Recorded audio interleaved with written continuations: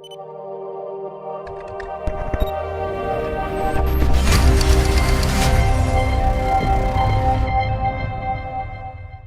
guys, what's up? It's Dan Weinberger here, CEO of Morpheus.Network. Here again with a very cool video. A lot of times I talk to some people amongst the people I work with, different clients, and sometimes I get to talk to people that actually consider close friends as well. This guy is a genius. That's actually how I was introduced to him. Somebody actually told me, you got to meet this guy. He is a genius. And they were right from the beginning. Formerly working with the great engineering firm Rahal. He's now working with Schaeffler. With their innovation team, actually specifically. Very happy to introduce you guys to one of our advisors and my friend, like I mentioned, Sebastian Spitzer. Well, thanks for the intro, Dan. I think thankfully no one can see me blush now. But yeah, I think there's nothing more to add except for that I'm feeling honored to be in this video and to get to know you and work with you and Morpheus. Awesome. Really appreciate that. And yeah, I was just going to dive into some questions with Sebastian because he has such an amazing amount of knowledge when it comes to, innovation and supply chain and his years of experience working with these amazing companies as well. So Sebastian's actually one of the guys that I sort of tap into for knowledge base as well when it comes to, let's sort of be creative about a company and think of solutions and ways to connect different systems and utilize our middleware in the best way possible. Sebastian's an awesome guy to come to for this sort of stuff. So I thought I'd ask a couple questions of you, sir, and you sort of, dive into your knowledge and let everyone know, sort of what you're thinking on that. So my first question for you, sir, is why supply chain matters for economy and businesses is what we do all the time. Why does it matter? Well, for one, I think supply chains are like one of the key margin drivers in any business. So any company that is manufacturing goods or like dealing with goods for any matter has to use like supply chain, processes and techniques within their value chain. So looking at everything as it is right now and like global economy as it is right now, I think that supply chain is, one of the most prevalent or most important factors of any business to increase efficiency, reduce your costs, reduce sunk costs in any like warehouses that you have, or reduce the cost of like your sunk capital. And it's also an increasing, let's say, driver of value towards consumers. I mean, looking at myself, like when I order something online right now, I always see myself in being extremely impatient when it is delivered. When do I get information about it being sent out?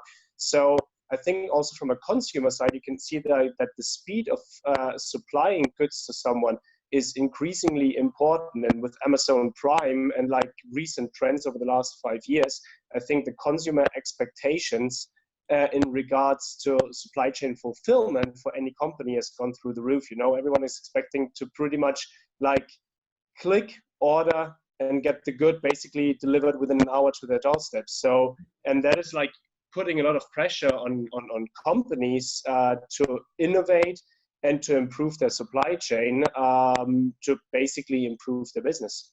Mm-hmm.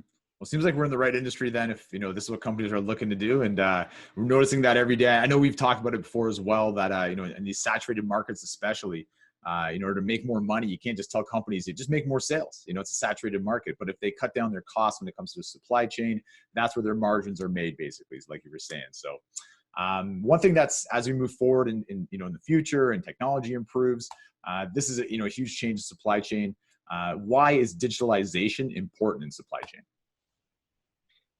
Well, I think that pretty much connects with where we concluded, like with the question before. I mean, digitalization is pushing forward in like every sector in our everyday life. I mean, everything is digital right now, and it's also pushing forward around companies. So that means you have to be wherever your customers are, and the customer base, more or less, in any industry is in a digital environment. So any consumer is expecting information on their phone, on their email, getting regular status updates about shipments, and that is relevant in the consumer world, but it's also relevant in the B2B sector. When I do business with another company and they like produce raw materials or components for my product, I expect to be regularly updated where the product is, when I receive it, if there's any delay. And preferably, I would like to have all of that information in real time. And looking at that, it also means that data as like a base layer of digitalization, or like the foundational layer of digitalization, is becoming more and more important. And the interesting factor is, if you look at Industry 4.0, something that is now, I'd say, in a transitional stage to being like introduced at a large scale, or like more and more companies have implemented means of Industry 4.0 in their production processes. That is pretty much reflecting the supply chain environment, because I mean, every internal production process is like an internal supply chain. You have raw materials, you have components that are being produced into finished goods, and while that production process is happening, they are being transported over different workstations and across different divisions in the company's value chain until they are finally done. But the interesting fact is, what I see right now, we still have some sort of missing link or missing interface when a product is finally produced and comes out of that like secured Industry 4.0, highly digitized, highly automated world.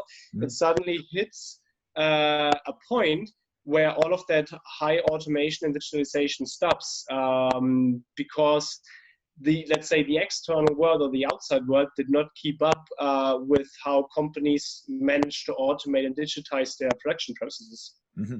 You're limited basically by, the amount of connectivity between the data silos basically. So, you can be automating things and pushing things ahead as fast as you want, but if you're actually limited by someone else's, system, and they're having, companies are having this within their own, sort of systems themselves, because they're all segregated, right? So, really, when we're talking to companies, this is why I get excited hearing about how they're handling their business, because you see these pain points and you see the advantages of having a middleware solution to connect all these different data silos together and get them working on the same wavelength, basically.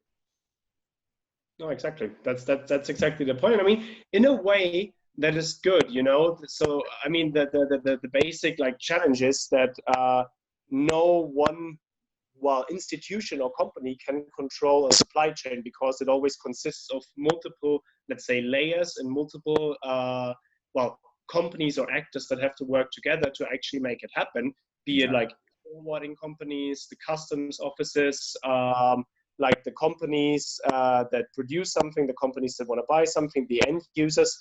So there's like a plethora of involved actors in every supply chain. And there is not one single controlling instance that can dictate the rules and terms of the whole supply chain, because it's all based on individual agreements between the different parties. And that is a good thing, and I think there's also no way to break this up, and you actually shouldn't want to break this up. So the question is, I mean, how can you still enable all of these actors to automate the process and be able to exchange data and to digitize their whole supply chain?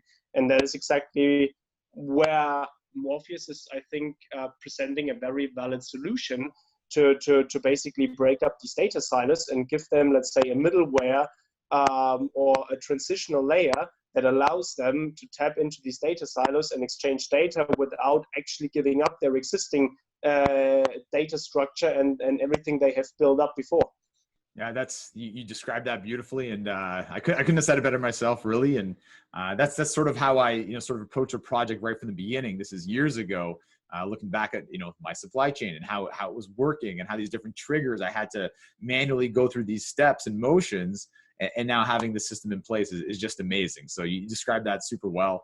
And yeah, I got to say that I'm excited watching companies use it, see the improvements, saving money. And every single day for me, I feel your passion, and I have that same passion as well, honestly. And hearing you talk about it, and I hear other community members talk about it, and other companies talk about it as well, and they understand what we're trying to do now, as opposed to, let's say, a few years ago when people were like, oh, you're a blockchain project, and people were unsure what exactly that meant.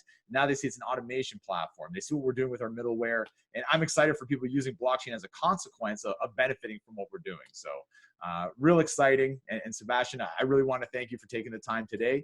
And yeah, everybody who's watching, thank you so much. If you have any questions for Sebastian specifically, or for myself, feel free to message out even in Telegram, or you can email me directly.